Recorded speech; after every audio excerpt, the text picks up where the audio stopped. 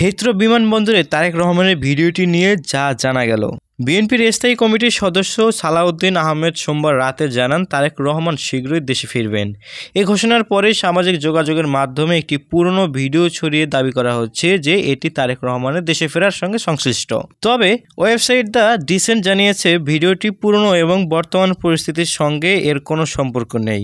ভিডিওটি ফেসবুকে শেয়ার করে অনেকে বলেছেন লন্ডনের হিথ্রো বিমানবন্দরে তারেক রহমানকে দেখা গেছে।